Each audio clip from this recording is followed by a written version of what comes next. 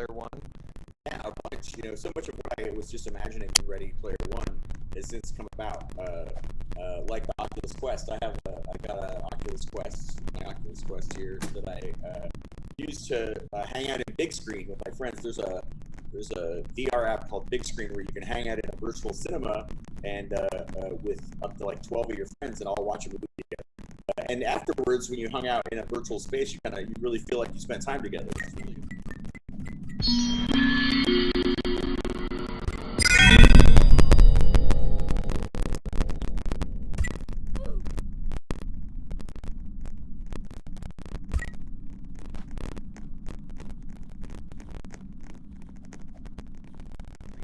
Back and forth, and I really like looking over to my friend next to me and like watching it together.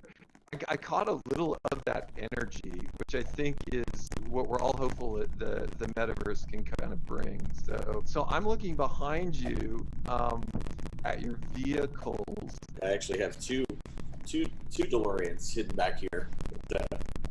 So this is my garage where I come for inspiration. When I was just out of high school, I had a 1969 Pontiac Firebird, 400 cubic inch V8, 4-speed. I know DeLorean is like super favorite for you.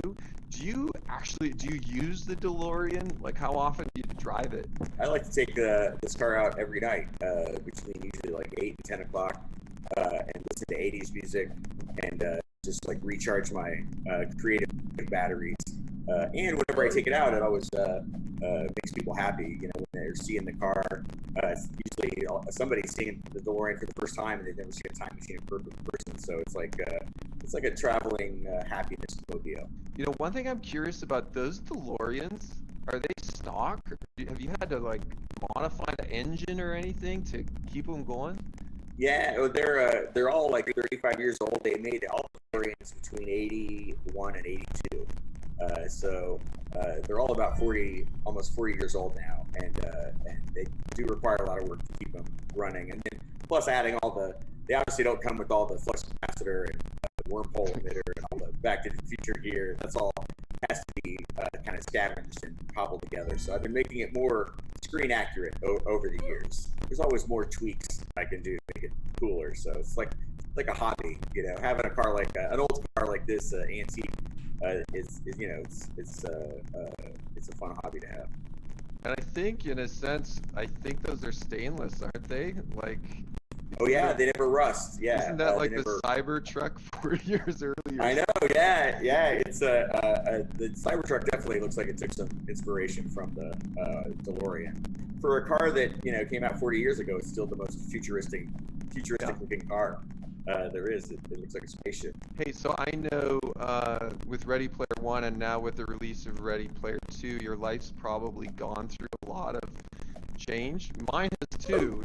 There was this time before, in the early days of Roblox, it was Eric and me, like two of us, just working on this thing, and then Matt and John joined us. And that was very different for me. That was going in, writing code every day, quiet office. My life's completely different now, and now we have, hundreds and hundreds of great people that all work together. How about you? Like, has your life changed?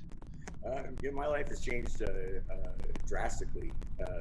Since when I was writing Ready Player One, I was working a tech support job. I was interested in technology, but I always wanted to be a writer, but I also was interested in computers, and working tech support was a way to kind of work in a facet of what I was interested in. But it was a grueling job where I was on the phone, for 10 hours a day and helping people with their computers.